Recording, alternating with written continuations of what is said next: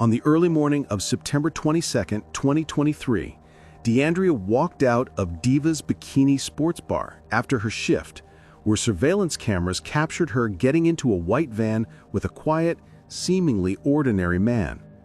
But what happened next immediately raised suspicion. The van didn't drive off. Instead, it sat in the parking lot for more than an hour with its headlights off, an eerie pause that would later become a critical piece of evidence. And once the van finally pulled away, DeAndrea vanished. Within hours, her family knew something was wrong. She never made it home, never answered her phone, and never returned to her 4-year-old son. As detectives dug deeper, they found the terrifying reason behind her disappearance. But to understand what had really happened to her that night, let me take you back to where and how this all began. This is the tragic life and death of DeAndrea Ford. Why have one when you can have five? Why have five? You can have nine. I give away a you can have mine. I need a break from a like it's halftime. Blah, blah, blah, blah. Get out my ear. Always talking about I ain't trying to hear. I had to tell. DeAndrea Ford was born on October 24, 2001. While many details about her parents weren't widely known, 2 family members stood at the center of her life: her uncle Kevin Carrier and her grandmother Bridget Carrier. Her grandmother, a familiar face on social media, was known for her vibrant, eventful life. But the turning point for the family came when, at just 16 years old, DeAndrea discovered she was pregnant. It was a life-changing moment for a teenager with dreams bigger than her circumstances, but what she did next would define who she was becoming. She moved in with her grandmother and embraced motherhood with a determination that surprised no one who knew her. And from the moment he was born, everything changed. Her child became her reason, her anchor, her fuel. But supporting a baby takes money she didn't have, so she worked hard at multiple jobs, day shifts, night shifts, whatever it took. However, there was another side to her life, one that many people judged without understanding. DeAndrea earned most of her income from meeting men privately and providing pleasure for money. It wasn't glamorous, it wasn't safe, but it paid the bills. And for her, being able to take care of her son mattered more than anyone's opinions. And survival meant everything. Yet, despite this, she wasn't reckless and she wasn't unkind. She was loved at home, loved by her friends, and soon she would be loved at her new job too. Now, here's where things began to shift. When her son was born, responsibility hit hard. She needed more income, more stability. So she made a decision that would change everything. She applied for a job at Diva's Bikini Sports Bar, a place where dancers could earn legally and consistently. And with her experience dealing with clients, it wasn't surprising that she got hired almost immediately. So she widened her search for work and soon landed a position at Diva's Bikini Sports Bar, a place where her experience made her a perfect fit.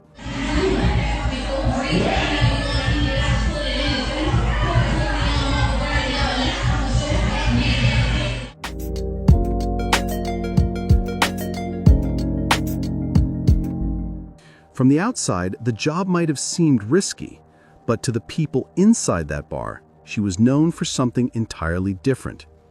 She wasn't reckless or careless. She was punctual, respectful, hardworking, and always trying to stay on the right side of people.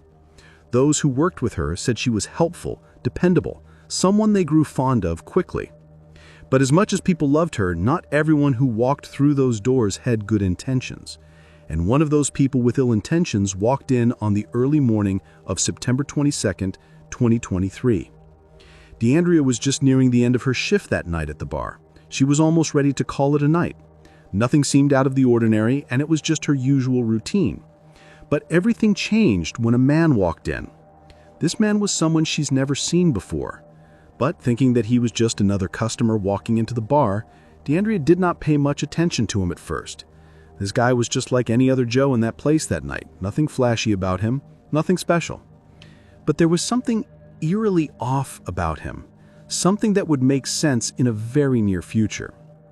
DeAndrea's step to danger began when the man initiated a conversation with her. The man seemed confident, which suggested that he knew exactly how to act in situations like this.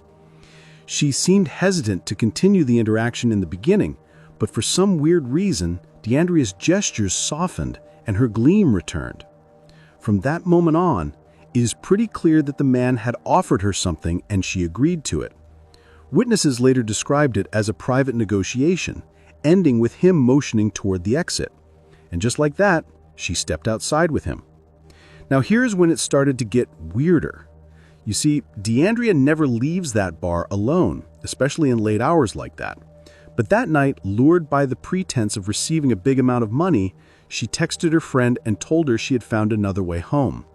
That is one of the biggest red flags that happened that night. Cameras outside Divas captured what happened next. DeAndrea walked to a white GMC Savannah van and climbed into the passenger seat. New Jersey plates. At the time, it didn't seem like a big deal. But here's what's insane about this. That small detail would later become a critical piece of the investigation. But wait, it gets weirder. The van didn't drive off immediately. It sat parked outside the bar, engine off, lights dark, for nearly an hour. No one knows exactly what happened inside during that time. Was she reconsidering, or was something else unfolding? Investigators later marked this pause as the first major red flag. Eventually, the headlights flicked on, and the van drove away. Unbeknownst to anyone, that will be the last time that DeAndrea would be seen alive.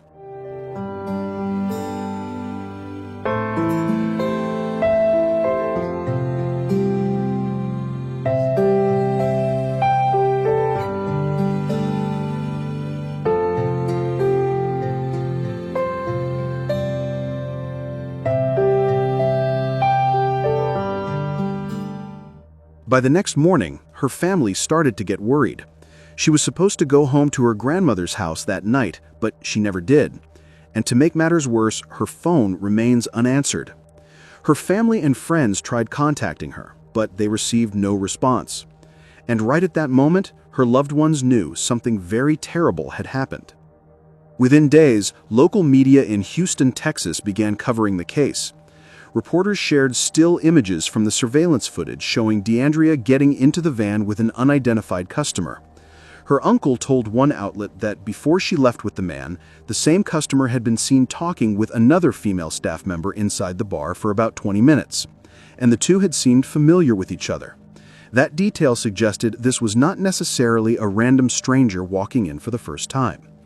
Even with that information, police had not yet identified a suspect. By Monday, September 25, 3 days after DeAndrea was last seen, her family decided they could not wait any longer. They reported her missing to the Houston Police Department.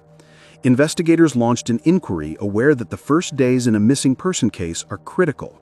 They collected video from Divas and nearby businesses and began trying to track down the white van glimpsed on camera. Now the case was no longer just a frightening family mystery. It was an official investigation. As word spread, the East Houston community stepped up. Search parties formed, volunteers and relatives walked through local neighborhoods, parks, and abandoned spaces looking for any sign of her. People who had never met her joined the effort after seeing coverage on television or social media. Back at Divas, staff were shaken. They had watched her leave with the man, assuming she was either getting a ride or taking on a private job, something not unusual in that environment. Realizing she had not been heard from since raised heavy questions they could not answer. But even as searches continued and news reports circulated, one major fact about DeAndrea's life had still not been widely reported. And once it emerged, it would dramatically change how people understood what might have happened to her. A 21-year-old Houston woman has now been missing for a week, and her family is asking for your help to hopefully find her. She was last seen getting into a van in front of a bar where she worked with an unidentified customer. Fox 26's Sherman DeSell is joining us live here from East Houston. And Sherman, you spoke to her family. What did they have to say? Yeah, good evening, Anthony. DeAndrea Ford, she was working at the Divas Sports Bar and Grill, Bikini Sports Bar and Grill, as a dancer for only a few weeks. The family says that the last time they heard from her was right before this happened, this September 21st, around 1 a.m. and she was seen on a video camera outside of the business getting into a van with someone who was in there just a few minutes before. So here's what we know so far. Around 1 a.m. that night, the surveillance video shows what the family members saw. They said that around 1 a.m., the girl got in the passenger seat of a white van outside the bar with the customer. They sit there for a little over an hour. The van then drives off, and her uncle says before she got in the van with the customer, that same customer was seen talking to another female staff member inside the bar for a little while, about 20 minutes. They seem to be familiar with each other. No suspects have been identified by police. DeAndrea is also the mother of a 4-year-old boy, making this even more difficult for the family. He don't know. I haven't said anything to him. But eventually, if it keeps on and we don't get no word, I'm gonna have to end up telling him. It was pretty difficult to hear. So DeAndrea also called a friend around 2 a.m. that night. That friend missed that call because they were asleep. That friend, as well as family members, have been calling and texting her phone nonstop, hoping that one day she'll answer or that they find out where she is. So if you have any information on where DeAndrea Ford could be, contact Houston PD. Reporting from East Houston, Sherman DeSalle, Fox 26 News. 2 weeks into the search, a development emerged that shifted the entire investigation. Until that point, the public believed DeAndrea had simply vanished after leaving work with a customer. But now another layer of her life came to light, one that added urgency, danger, and complexity. Local news confirmed that DeAndrea Ford was a witness in an upcoming capital murder trial. She had been scheduled to testify just 2 days after she disappeared. But the most startling revelation was that even her family did not know she was tied to such a serious case until reporters uncovered it. And what they learned next would change everything. However, the most shocking part wasn't just that she was a witness, but what she had witnessed. On May 18, 2023, 4 months before she vanished, Houston police responded to a shooting at an apartment complex on Selinsky Road in southeast Houston. When officers arrived, they found 35-year-old Otis Parker Jr. unresponsive in the driver's seat of a crashed vehicle. He had suffered at least one gunshot wound and was pronounced dead at the scene. Inside the same car was a passenger who survived unharmed. That passenger was DeAndrea Ford. But the full meaning of her presence there would not be understood until later. Now, it's at this point I want to introduce another layer of context because it shaped almost every danger she faced afterwards. Parker was reportedly a manager to several women, including DeAndrea, who earned money by meeting men for paid sexual services.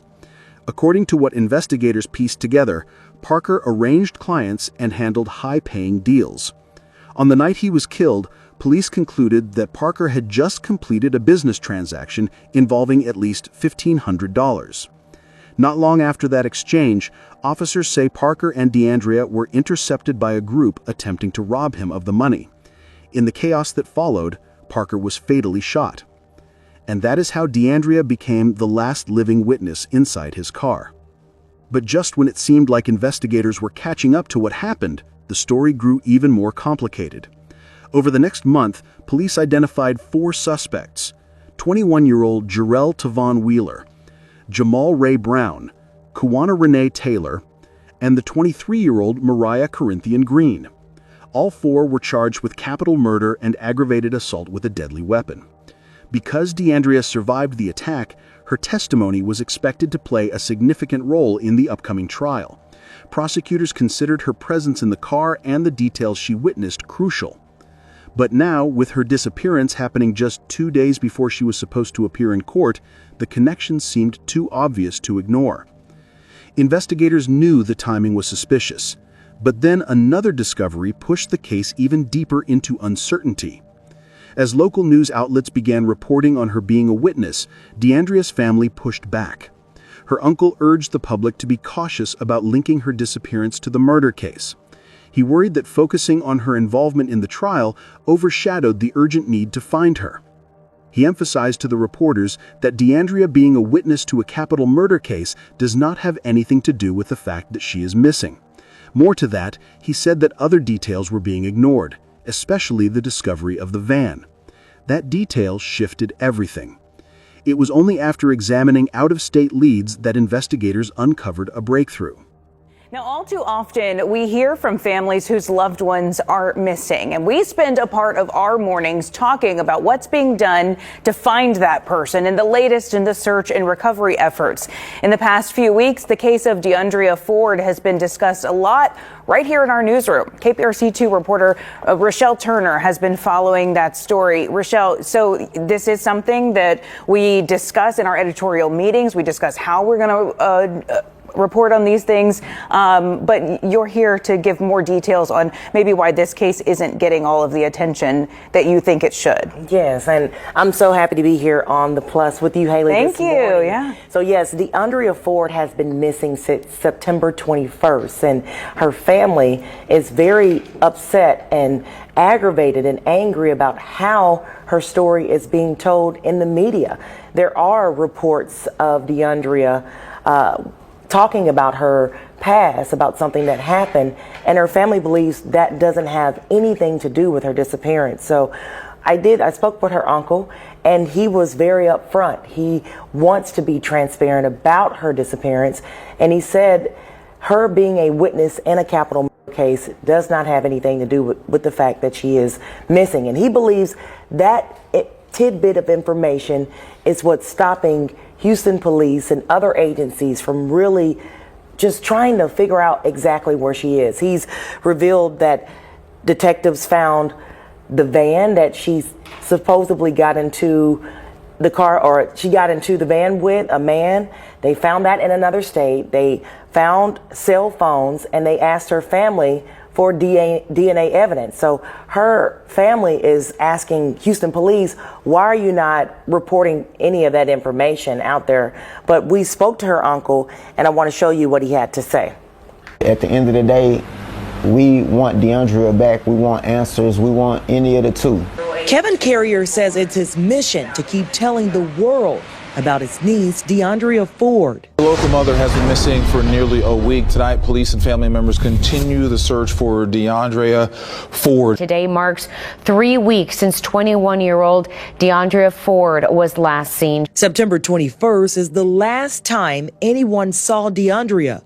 There is surveillance video of her leaving the Divas Bikini Bar and Grill, where she had worked for 2 weeks, and getting into a white van with a man. At the end of the day, the one thing that I know to be the truth is that when my little niece is ready to leave from anywhere, if someone's not there to pick her up or get her, sometimes for a lack of better judgment, she'll accept a ride from people. I mean, she's never had a problem with that in the past, and I've spoken with her about that in the past, but I just don't want people to get it construed or twist anything. You know, that all spiraled from text messages from that she sent out saying that she was ready to be picked up to go home, you know, and for whatever reason she elected to find another way home. Carrier says police in another state detained the suspect and he was released. He also shared that police found the van and 2 phones inside. And now detectives want DNA from Ford's 4-year-old son. Put yourself in my shoes. I mean, what would you want me to do if I had that information? A quick Google search of DeAndrea Ford shows headlines highlighting a different crime. Have you heard of DeAndrea Ford? I have. I've been following it through the media reports, and of course, there were several things that stood out in my mind. First, you've got a witness in a capital murder case that's gone missing, and that always, to me, sends red flags up. The way she did go up missing, again, red flags go up. So it's kind of disturbing to me that nothing has been either reported on her whereabouts or what happened. So right now, just from looking at it objectively and just looking at it from just looking at the reports that I've seen, I would probably easily make the speculation that she went missing as a result of criminal conduct. On November 1, roughly 6 weeks after DeAndrea vanished, police in another state contacted Houston detectives with shocking news. A van matching the one seen outside Divas had been located. Detectives immediately traveled to inspect the vehicle. When they opened it, they found shocking discoveries. Inside the vehicle were DNA evidence, multiple cell phones, and more items that belonged to both the driver and DeAndrea. But there was no sign of her or the mysterious man who last saw her. However, what officers found next raised the stakes even higher. Inside the vehicle, investigators recovered fingerprints. When those prints were entered into the national database, they matched a known offender, 51-year-old Yolande Washington. And this was not just a casual match. Washington had a violent criminal history, including repeated incidents of aggression toward women. His background painted a dangerous picture, and he was the last person seen with DeAndrea alive. But despite the mounting evidence, what investigators did next stunned everyone watching the case. After locating Washington in another state, police detained him and questioned him for hours. They asked where DeAndrea was, what happened in the van, and why her belongings were found inside. Washington had a calm, well-rehearsed story. He claimed innocence, insisted he had done nothing wrong, and provided answers that seemed to dodge direct implication. But then, unexpectedly, investigators released him. Myself, family members, friends, volunteers, people who've been helping us with this since it initially broke, we all feel like law enforcement has either gotten complacent with this situation, with her recovery and return, or she's not a priority to them. And my reason for stating that is that, you know, after all of the information that was turned over by myself from the initial point of making, you know, the report of her missing, all of the groundwork that I did, everything that they received, I turned all that over in an orderly fashion. I withheld nothing. As I got new information, I fed that information to them. Now, believe it or not, it seems that I cannot get that same respect. I understand that they have to actually look into leads first, and they have to cancel out leads, but it's just communicating that, hey, such and such is going on. Okay, well, this didn't pan out, but we're looking into this now. It's what I was doing. It's the way I was communicating with them. There's no reason why you shouldn't have that same direct line of contact and communication or vocabulary with me. There's no reason why we should be at almost 3 weeks now without an update from HPD. Just to be clear about a couple of things, the Houston Police Department, they are fumbling the ball on this, and it needs to be known. So we were asked to keep vital information in, some information that they felt was threatening to the investigation. But at this point, the actions of the law enforcement agencies, because it's multiple agencies, it's crazy to me, and it's thrown me and my family for a loop. And now we're asking any agencies, organizations who have professionals who know how to operate, how to search and look for someone, how to make someone a priority, how to become engaged, how to not let go of that. We're asking them to step in right now. So just at full disclosure, we were told by HPD that the guy, the person of interest, suspect, was detained out of town. We were not given the information of which state he was detained in, but we were told that he was released. We were told that his van and 2 cell phones that were found on his person were seized and turned over as evidence. We were told that warrants were being issued for the information on the cell phones that he had, that they recovered off of him. More importantly, we were called to bring her son to McCower Road to give a DNA sample due to evidence or whatever they found was recovered in his van. They didn't say, it's not specified whether it belongs to her, someone else, him. I mean, but they asked for DNA just to have on file and to cross-reference against whatever they recovered. At this point, there's no reason why, after sharing that type of information, asking that of our family, you know what headspace you put someone in when you ask them to bring someone in to submit that type of information. So it is critical that the Houston Police Department find a better way to communicate with us. The truth, however, was even more unsettling than anyone imagined. Washington walked free, despite the surveillance video, the fingerprints, the DNA evidence, and the phones found in his vehicle. For a community searching for a missing mother, the decision felt unthinkable. It drew outrage and confusion. Her family questioned whether being a black woman meant fewer resources and less urgency. In interviews, her uncle said plainly that cases involving black and brown victims often do not receive the same attention or pressure as those involving white victims. But then, just when it seemed like the investigation had stalled, another pivotal shift arrived. Soon enough, detectives reached out to the family with a request. They needed DNA samples, not from DeAndrea, but from her 4-year-old son. They explained that comparing the child's DNA would help confirm whether biological evidence inside the van belonged to her mother. Her uncle agreed, though doing so meant confronting a devastating possibility. And then the results came in. Results that would bring the case to its most chilling turning point yet. But before I tell you what investigators discovered, it's important to understand how this evidence would change the entire direction of the investigation. The DNA comparison results confirmed what investigators feared most.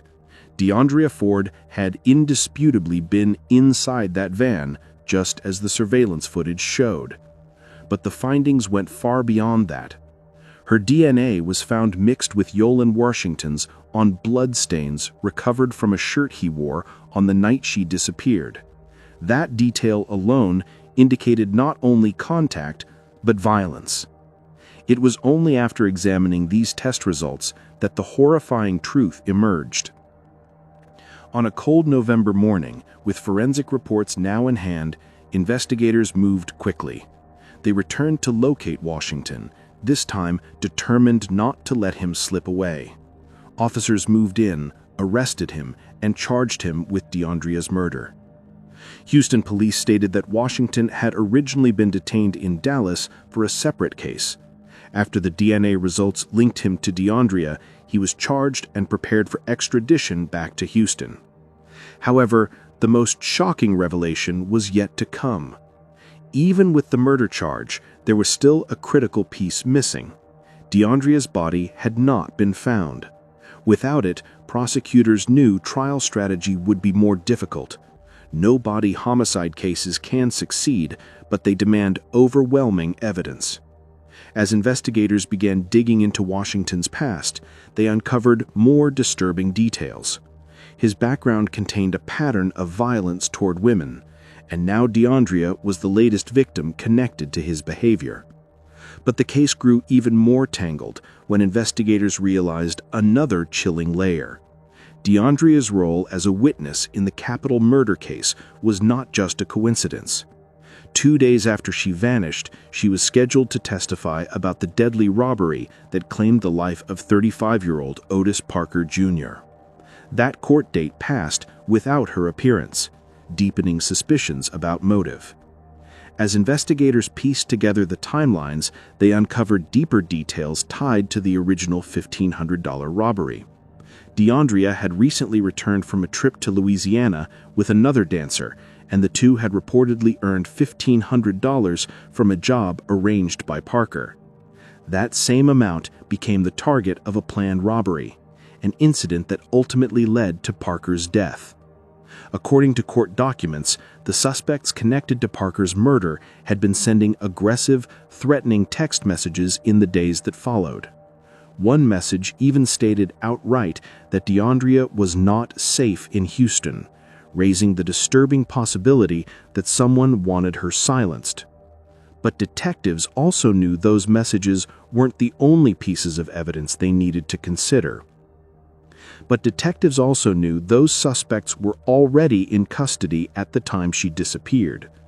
So if someone wanted her gone, who actually carried it out, and why did the danger change so drastically? Meanwhile, as all of this surfaced, her family continued speaking publicly. They stressed that while the capital murder case added complexity, it did not erase the basic truth. A young mother had disappeared after getting into a van with a stranger, and she deserved the same urgency and resources as anyone else. Right at that moment, the investigation took another sharp turn. As the forensic evidence kept building, search efforts expanded across multiple states. Volunteers and family members continued combing through wooded areas, empty lots, and abandoned structures. Detectives analyzed cell tower data, reviewed camera footage from highways, and searched locations connected to Washington. But it would take months, nearly an entire year, before the breakthrough they needed finally surfaced. On March 15, 2024, authorities in Dallas discovered human remains inside a culvert. Due to the body's condition, immediate identification was impossible, but investigators suspected the remains might belong to DeAndrea. Still, forensic confirmation would take time. And it was only after months of waiting, until September 17, 2024, that DNA analysis officially confirmed the truth. The remains found in the Dallas culvert were those of 22-year-old DeAndrea Ford. The discovery ended a year-long search, but opened deeper wounds. It meant that all the hope her family held on to, hope to find her alive, hope her son would see her again, hope she had simply been held or hidden, had vanished. They now faced the finality of her death. But the revelations didn't stop there. The truth, however, was even more horrifying than anyone imagined. DeAndrea had been a key witness in a capital murder case. She had been in the wrong place at the wrong time when Parker was killed. She had received angry text messages warning her she wasn't safe. She had also spent her life trying to survive financially, raising her child while working in an environment full of risk. If she had known she was a target, whether because of the murder trial or the people surrounding it, she might have chosen safer routines. She might have stayed in public places, shared locations, or asked others to accompany her. But she could not protect herself from dangers she did not fully understand, and dangers she was never properly warned about. Despite everything that had happened, her family continued pushing for transparency.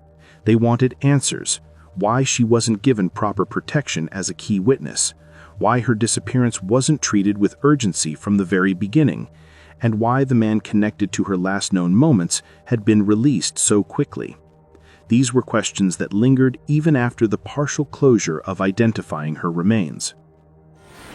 Right now at 5 o'clock, the family of a local woman missing for a year is finally getting some answers. The Dallas County Medical Examiner's Office identified the remains discovered just a few weeks ago to be that of DeAndrea Ford. Thank you so much for joining us for KPRC2 News at 5. I'm Daniela Guzman. Keith Garvin is off today. We have team coverage on this developing story on air and online on click2houston.com. Let's start off with KPRC2's Rowan Balogan joining us live from Southwest Houston with a timeline of events and details on the suspect. Rowan. Now, Daniela, the remains of Ford found in Dallas County, the same county where the man investigators say perpetrated this crime. The 21-year-old also remains in jail. It's an outcome family members of DeAndrea Ford didn't want to see. Her remains identified in Dallas nearly a year after she disappeared from this bar and grill in East Houston. Ford's uncle, Kevin Carrier, spoke with KPRC2's Rochelle Turner shortly after her disappearance. Just at full disclosure, we were told by HPD that the person of interest, suspect, was detained out of town. The person, this man, Yoland Washington.